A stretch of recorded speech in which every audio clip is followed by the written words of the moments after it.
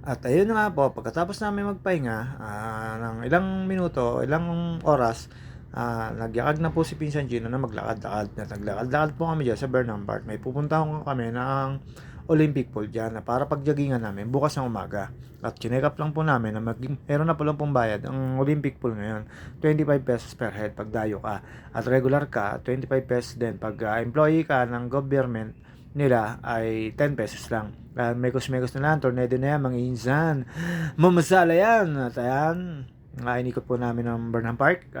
Kainitan na po yan, pero napakalamig naman po maglakad dyan. At syempre, di naman po mawawala dyan talaga dyan yung malamig sa katawan ng simoy ng hangin po dyan sa Burnham Park na yan. Sa mekos-mekos lang po kami dyan, dumiretso lang po kami dyan. Nagpunusuan ko isang babae dyan. Tapos ayan po yung sinasabi ko sa Olympic. Na sinasabi kong pwede ho namin pagjogingan at sinita ho kami dyan na nasa loob na kami, pero dire-diretso lang po kami dyan para tignan po, para bukas namin pagjogingan yan. At after po namin dyan, dumiretso po kami papuntang Session Road at doon po kami naggala ni Pisantino. At wait nyo lang po, ayan, mekos-mekos na yan, nakapasok na po kami, nagpicture-picture lang, tapos kinunan ko ng video para bukas na umaga ay nandyan po kami. Yan naman po yung obstacle nila na Olympic Pool ng Baguio City. Sa tabi lang po ng Burnham Park yan, kaya napakasarap po magpapawis dyan. Ayan, pinuntahan namin mga estudyante, nagmekos-mekos lang po kami dyan ni Pisantino. Tornado na po yan, ang dami po estudyante kahit Sabado. At ang dami pong sports dyan, kaya nakakatuwa po naman na maggala dyan. Lalo siguro sa umaga, ang dami po ako nakasabay dyan last year or last month na pagpunta namin dyan noong November. Nandyan po ako, nagpapawis, nag-exercise. Hindi ko mawawala kay JT Saka, alam nyo yun, dahil malamig dyan at laging nagpapapawis si JT Saka lang, alam nyo na, rumurupok na mga buto pag bumabata, joke lang. At ayan po, papakita po bida dyan.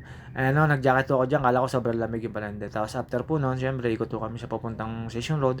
Ayan po sa may road na pinaglalagyan ng market tuwing 9 p.m. to 12 a.m. or to 1 basta pag marami pang tao. Hindi ko kami natawid basta dyan kasi may mga disiplina po ang mga tao dyan at sisitahin ka po ng pulis nila, pagsasabihan pag nagkamali ka. Bawal nga po nag-yosi dyan or nagbe-vape na basta-basta at sisitahin ka. Pwede kang pagmultahin or community service lalo pag nahuli ka nag-yosi or naninigarilyo dyan sa mga area yan na pampubliko. At tumawid na po kami yan. Habang pagtawid po kami dyan, syempre nag-aantay po kami mag-stop yung sasakyan at papunta kami sa Session Road. Ayun na po yung Session Road. At sinalubong po namin yung mga natawid at ayan po. Papanik po kami dyan. Shoutout sa iyo, kuya. Ang dami pa natawid, dire-diretso ka. Minsan mga taxi dito medyo hindi pa saway eh. Kaya ayan, ayan po. Nag-picture-picture muna kami dyan ni Pisantino sa Session Road na yan. At after po niya mag-picture-picture, syempre, lakad-lakad na po kami pataas. At ayan po, magpapakita po ang bida at si Pisantino. Habang nagagala kami sa Session Road, lagi namin pinupuntahan dyan. Sa ngayon naman, hindi ko kami nakabike. Lakad lang talaga at nakasasakyan kami ni Pinsan Gino. At meron po akong makakasabay dyan. Nakinunan ako ni Pinsan Gino na di ko alam kung sinasabayan ba ako, forever ko ba siya o forever niya ba ako. Basta nakatalikod kami dalawa. Sana all. Migos na yan mga insan. Ayan, sinasabi ko po sa inyo, napasabay lang po. Hindi ko mahawakan yung kamay kasi hindi ko naman kakilala. At ayan, stranger lang po ako dyan. Tapos nilingon ko po siya. Tinatawanan na pala ako ni Pisanchino. Yun pala, may kasabay ako. At ayan po, mekos na yan. Ayan po si ate. At ayun po, iniwan na po ako kasi hindi naman kami magmakakilala. Tapos pasok ko kami sa isang lugar dyan na may nakita si Pisanchino na magagandang ukay-ukay na jacket. Pero hindi po kami nagtagal dyan. Dumaan lang po kami at naggagala lang po kami yan. After namin magpahinga ni Pisanchino. Magkasama pala kami ni Pinsan Gino sa isang kwarto at doon kami matutulog. At sa Pisa Oyen, si Obik at si Sache at si Pisang Grace sa kabila, magkakasama sila. Ayan. At after po niya, lumabas na uli kami. Plus mekos na yan, naghahanap kami ng makakainan dyan. Diyan dapat kami kakain ng mga mami at noodles na mapainit. Kaya lang, medyo mahalay. Kaya sabi ni Pinsan Gino, sa iba na kami. Lumabas kami yan. Tapos after nun, ayan, nagwekos-mekos na kami dyan. Nagantay na ho kami dyan ng mga magpagabi. Ayan. Dahil po may pupuntahan nyo kaming kainan. At after po dyan, syempre, mekos sa tornado na yan. Mall masala yan, mga insan. At ayan, sobrang lamig. Shoutout nga pala kay na Jasper Gorin, Chris Cabrera, Chris Smart, at si Harry Ronaldo at lahat ng PBG. at lahat po ng Padyakulero. Sino kay Mike, shoutout sa inyo. At ayan po, mekos-mekos na kami dyan. Tapos after po ng gabi, dumiretso na ho kami ng Good Taste. Diyan po sa Good Taste, syempre, malapit lang po yan sa pinagtitigilan namin. Kaya nilakad na lang po namin na pinsan. No? And mekos-mekos na yan, makikita nyo, blockbuster po ang Good Taste ngayon. Sobrang dami ng tao. Ayan.